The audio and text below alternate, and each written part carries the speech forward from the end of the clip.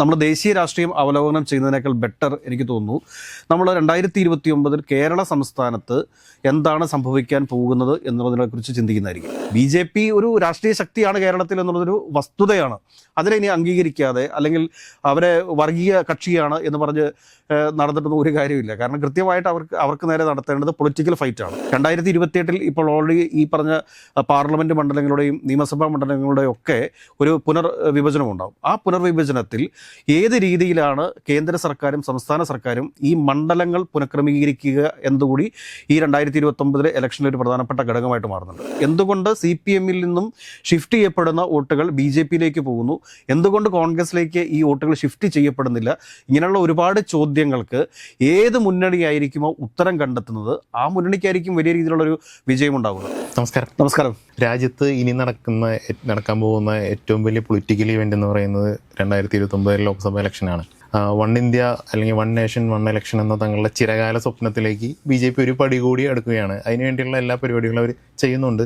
ശരത് പവാറിനെ പോലുള്ളവരെ കൂടെ നിർത്തി പല ബില്ലുകളും പാസ്സാക്കിയെടുത്ത അടുത്ത ഇലക്ഷൻ ആകുമ്പോഴത്തേക്കും പല കാര്യങ്ങളും തങ്ങൾക്ക് നടപ്പാക്കാം എന്ന് വ്യക്തമായി അവർക്കറിയാം. കേരളത്തിലും BJP അതിനുള്ള എല്ലാ പണികളും തുടങ്ങിയിട്ടുണ്ട്. ഓരോ സ്ഥലങ്ങൾ പല നേതാക്കന്മാർക്കും വീതം വെച്ച് കൊടുത്ത് അവിടെ പ്രവർത്തനങ്ങൾ അവർ തുടങ്ങിയിട്ടുണ്ട്. എന്താണ് അടുത്ത ഇലക്ഷൻ ആകുമ്പോഴത്തേക്കും നടക്കാൻ പോകുന്നത് എന്ന കാര്യത്തിൽ മറ്റ് പാർട്ടികൾക്ക് കാര്യമായ ധാരണയുണ്ടോ എന്ന് നമുക്കറിയില്ല. ഈ പറഞ്ഞ തങ്ങളുടെ ഈ സ്വപ്നം BJP യാഥാർത്ഥ്യമാക്കുകയാണെങ്കിൽ, അങ്ങനെയാണ് അവരുടെ ശീലം, അങ്ങനെ ആക്കുകയാണെങ്കിൽ ഈ വൺ നേഷൻ വൺ ഇലക്ഷൻ കൊണ്ട് ആർക്കായിരിക്കും ഗുണം? ഓഫ് കോഴ്സ് BJPക്ക് ആയിരിക്കാം.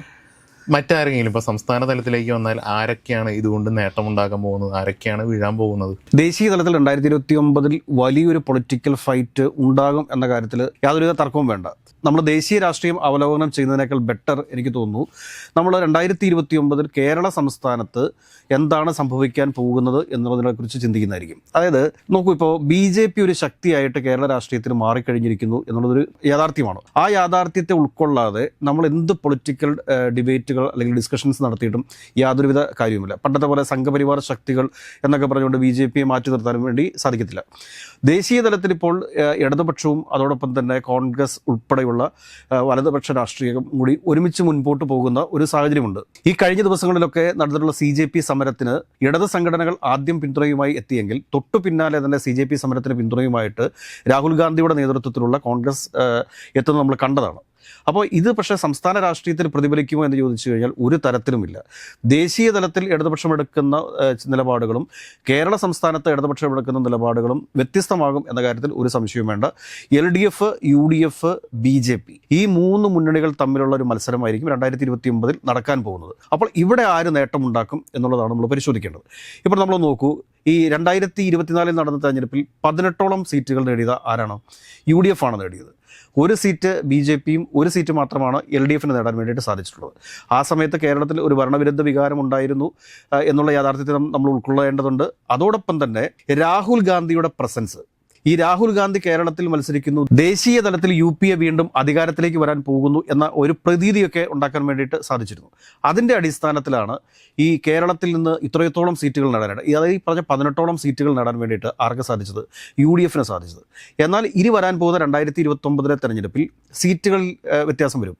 സീറ്റുകൾ എന്ന് പറഞ്ഞു കഴിഞ്ഞാൽ ഏകദേശം 30ഓളം ലോക്സഭാ സീറ്റുകൾ ഉണ്ടാവും. അപ്പോൾ അങ്ങനെ 30ഓളം ലോക്സഭാ സീറ്റുകൾ വരുമ്പോഴത്തേക്ക് ഈ ലോക്സഭാ സീറ്റുകളെ എങ്ങനെ വിഭജിക്കുന്നു എന്നതൊരു പ്രധാനപ്പെട്ട പ്രശ്നമാണ്. 2028 ഇപ്പോൾ ഓൾറെഡി ഈ പറഞ്ഞ പാർലമെൻറ്റ് മണ്ഡലങ്ങളുടെയും നിയമസഭാ മണ്ഡലങ്ങളുടെയും ഒക്കെ ഒരു പുനർവിഭജനം ഉണ്ടാവും. ആ പുനർവിഭജനത്തിൽ ഏത് രീതിയിലാണ് കേന്ദ്ര സർക്കാരും സംസ്ഥാന സർക്കാരും ഈ മണ്ഡലങ്ങൾ പുനഃക്രമീകരിക്കുക എന്നുകൂടി ഈ 2029 ഇലക്ഷനിൽ ഒരു പ്രധാനപ്പെട്ട ഘടകമായിട്ട് മാറുന്നുണ്ട്. അതുകൂടാതെ തന്നെ ഈ LDFനെ സംബന്ധിച്ചിട്ട് LDFന് ഈ 2029 നടക്കാൻ പോകുന്ന തെരഞ്ഞെടുപ്പിൽ ആ സമയത്ത് ഏതെങ്കിലും തരത്തിലുള്ള ഭരണവിരുദ്ധ വികാരം, അതായത് സംസ്ഥാന സർക്കാരിനെതിരെയുള്ള വികാരം ഉണ്ട് എന്നുണ്ടെങ്കിൽ അതിനെ മുതലാക്കാൻ വേണ്ടി സാധിക്കും. കാരണം കേരളത്തിൽ നിന്ന് LDF വിജയിച്ചു കഴിഞ്ഞാലും UDF വിജയിച്ചു കഴിഞ്ഞാലും അത് ദേശീയ തലത്തിൽ അത് കോൺഗ്രസിന് തന്നെയാണ് അനുകൂലമായിട്ട് മാറുക എന്ന ഒരു അവസ്ഥയുണ്ട്. അപ്പോൾ ആ അവസ്ഥയെ പിന്തുണച്ചുകൊണ്ട് കേരളത്തിൽ നിന്നുള്ള ആളുകൾ ഇപ്പോൾ ഏതെങ്കിലും തരത്തിലുള്ള ഭരണവിരുദ്ധ വികാരം ഉണ്ടാകുന്ന ഒരു സാഹചര്യം ഉണ്ടെങ്കിൽ തീർച്ചയായിട്ടും അവർ LDFന് വോട്ട് ചെയ്യാനുള്ള സാധ്യതയുണ്ട്. കാരണം ഇപ്പോൾ ഒരിക്കലും നമുക്ക് പറയാൻ പറ്റില്ല, കാരണം ആ സമയത്ത് എന്തായിരിക്കും UDFന്റെ അവസ്ഥ എന്നുള്ളത്. ഒരുപക്ഷെ ഇപ്പോൾ നോക്കുക, ഈ അവസ്ഥയ്ക്കൊക്കെ മാറ്റം സംഭവിച്ച് ഇപ്പോൾ ഈ കറണ്ട് കട്ട് പോലെയുള്ള അല്ലെങ്കിൽ നിത്യോപയോഗ സാധനങ്ങളുടെ വിലവർധന ഉൾപ്പെടെയുള്ള കാര്യങ്ങൾക്കൊക്കെ വലിയ മാറ്റം സംഭവിച്ച് ഇപ്പോൾ മിഷൻ സമുദ്രവുമായി ബന്ധപ്പെട്ടിട്ടൊക്കെ വലിയ രീതിയിലുള്ള ഒരു വരുമാന സ്രോതസ് കണ്ടെത്തി സംസ്ഥാനത്തെ വലിയ രീതിയിൽ മുൻപോട്ട് കൊണ്ടുപോകാനായിട്ട് വി ഡി സതീശൻ എന്ന മുഖ്യമന്ത്രിക്ക് സാധിച്ചു കഴിഞ്ഞാൽ കോൺഗ്രസിന് അനുകൂലമായിട്ടുള്ളൊരു തരംഗമായിരിക്കും കേരളത്തിലുണ്ടാവുക. മറിച്ച് ഇപ്പോൾ തന്നെ 10,400 കോടിയോളം രൂപ കടമെടുത്തിട്ടുണ്ട്. ഇതേ രീതിയിൽ കടമെടുപ്പ് തുടർന്നുകൊണ്ടാണ് പോകുന്നത്, അല്ലെങ്കിൽ ജനങ്ങളുടെ മേൽ കൂടുതൽ നികുതി അടിച്ചേൽപ്പിക്കുന്ന ഒരു അവസ്ഥയൊക്കെ ഉണ്ടായി കഴിഞ്ഞാൽ അത് വളരെ ശക്തമായിട്ടുള്ള ഒരു ജനവികാരം കേരളത്തിലുണ്ടാവും. അത് UDF എതിരായിട്ടുള്ളതായിരിക്കും. അങ്ങനെ വരുമ്പോൾ അതിൻ്റെ നേട്ടമുണ്ടാക്കുക ആരാണ് എന്നുള്ളതാണ് പ്രധാനപ്പെട്ട ഒരു ചോദ്യം ഇവിടെ അവശേഷിക്കുന്നത്. അതുകൂടാതെ തന്നെ ഇപ്പോൾ CPM വിലയിരുത്തലുകളും LDF വിലയിരുത്തലുകളും ഒക്കെ പറയുന്നത് മൈനോറിറ്റി വോട്ടുകൾ പൂർണ്ണമായിട്ടും UDF പോൾ ചെയ്യപ്പെട്ടതാണ് ഈ കഴിഞ്ഞ നിയമസഭാ തെരഞ്ഞെടുപ്പിൽ UDF ഒരു വമ്പൻ വിജയമെന്നാണ്. പക്ഷേ സത്യത്തിൽ അതല്ല. കേരളത്തിൽ സംഭവിച്ചിരിക്കുന്നത് എന്താണ് എന്ന് ചോദിച്ചു കഴിഞ്ഞാൽ കേരളത്തിലെ CPM അല്ലെങ്കിൽ LDF ഏറ്റവും വലിയ വോട്ട് ബാങ്ക് എന്ന് പറയുന്നത് ഈഴവ സമൂഹത്തിൻ്റെ ആയിരുന്നു. ഈ ഈഴവ സമൂഹത്തിൻ്റെ വോട്ട് ബാങ്കിൽ വലിയൊരു ഷിഫ്റ്റ് എവിടേക്ക് ഉണ്ടായി എന്ന് ചോദിച്ചു കഴിഞ്ഞാൽ അത് BJP ഉണ്ടായിട്ടുണ്ട്. അത് നമ്മൾ ഏറ്റവും ഉദാഹരണമായിട്ട് എടുത്ത് നമുക്ക് പറയാൻ സാധിക്കുന്ന ഒരു സ്ഥലം ഏതാണെന്ന് വെച്ചാൽ ആലപ്പുഴ ലോക്സഭാ മണ്ഡലമാണ്. 2024 നടന്നിരിക്കുന്ന തെരഞ്ഞെടുപ്പ് നടന്ന ആലപ്പുഴ ലോക്സഭാ മണ്ഡലം. ആ ആലപ്പുഴ ലോക്സഭാ മണ്ഡലത്തിൽ ഒരുപക്ഷെ അന്ന് KC വേണുഗോപാൽ അല്ല മത്സരിച്ചതെന്ന് കരുതുക. KC വേണുഗോപാലിന് പകരമായിട്ട് മറ്റേതെങ്കിലും കോൺഗ്രസ് നേതാവാണ് അവിടെ മത്സരിച്ചിരുന്നത് എങ്കിൽ ഒരുപക്ഷെ അവിടെ താമര വിരിയാനായിട്ടുള്ള സാധ്യതകളുണ്ടായിരുന്നു. ഇപ്രാവശ്യം അവിടെ ശോഭാ സുരേന്ദ്രനോട് ശ്രദ്ധ കേന്ദ്രീകരിക്കാനാണ് പറഞ്ഞാണ്. തീർച്ചയായിട്ടും ഞാൻ പറഞ്ഞത്, കാരണം ശോഭാ സുരേന്ദ്രൻ എന്നൊരു സ്ഥാനാർത്ഥിക്ക് അപ്പുറത്തേക്ക് അവിടെ ഈഴവ വോട്ടുകളുടെ വലിയ രീതിയിലുള്ള ഒരു ഷിഫ്റ്റിങ് LDF നിന്നും BJP ഉണ്ടായിട്ടുണ്ട്. അത് കാണാതെ പോകരുത്. കാരണം രാഷ്ട്രീയമായിട്ട് ഫൈറ്റ് ചെയ്യുന്ന സമയത്ത് ന്യൂനപക്ഷ വോട്ടുകൾ LDF കൈവശം സുരക്ഷിതമായിട്ടുണ്ട്. ആ ന്യൂനപക്ഷ വോട്ടുകൾ എന്നും LDF തന്നെയായിരിക്കും. അതേസമയം UDF പക്ഷത്ത് നിൽക്കുന്ന ന്യൂനപക്ഷ വോട്ടുകളുണ്ട്. ആ ന്യൂനപക്ഷ വോട്ടുകൾ എപ്പോഴും UDF കയ്യിലും സുരക്ഷിതമായിരിക്കും.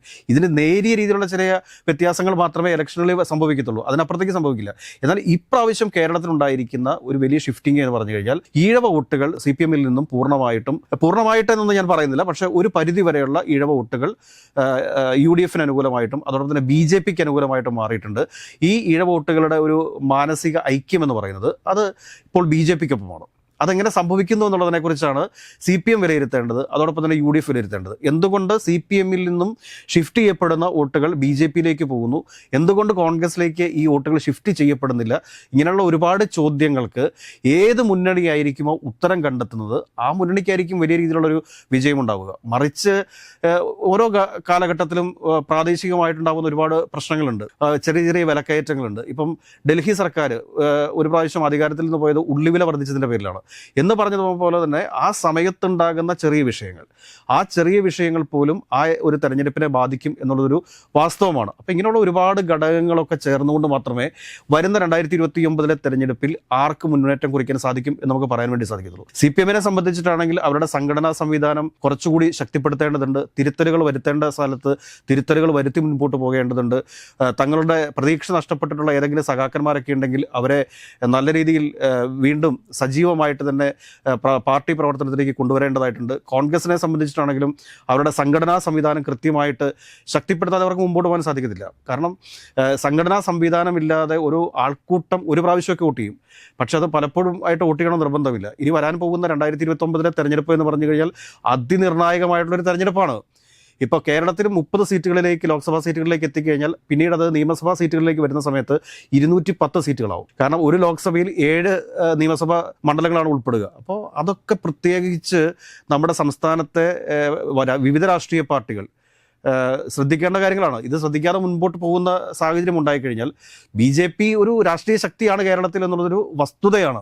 അതിനെ ഇനി അംഗീകരിക്കാതെ അല്ലെങ്കിൽ അവരെ വർഗീയ കക്ഷിയാണ് എന്ന് പറഞ്ഞ് നടന്നിട്ടൊന്നും ഒരു കാര്യമില്ല. കാരണം കൃത്യമായിട്ട് അവർക്ക് നേരെ നടത്തേണ്ടത് പൊളിറ്റിക്കൽ ഫൈറ്റാണ്. ഈ പൊളിറ്റിക്കൽ ഫൈറ്റിൽ ആര് വിജയിക്കുന്നുവോ അവർക്കൊപ്പമായിരിക്കും 2029 കേരളത്തിൽ നിന്ന് കൂടുതൽ സീറ്റുകൾ ലഭിക്കുക എന്നാണ് എനിക്ക് പറയാനുള്ളത്. നമുക്കറിയാം, കഴിഞ്ഞ ഇലക്ഷനുകളിലൊക്കെ കേരളത്തിൽ UDF വലിയൊരു ഓളുണ്ടാക്കുന്നതിന് ദേശീയ നേതാക്കളുടെ സാന്നിധ്യം വലിയൊരു പങ്ക് വഹിച്ചിട്ടുണ്ട്. നമുക്കറിയാം, രാഹുൽ ഗാന്ധി പിന്നാലെ പ്രിയങ്ക ഗാന്ധി. വയനാട്ടിലാണെങ്കിൽ പോലും കേരളം മൊത്തം അത് പ്രതിഫലിച്ചിട്ടുണ്ട്.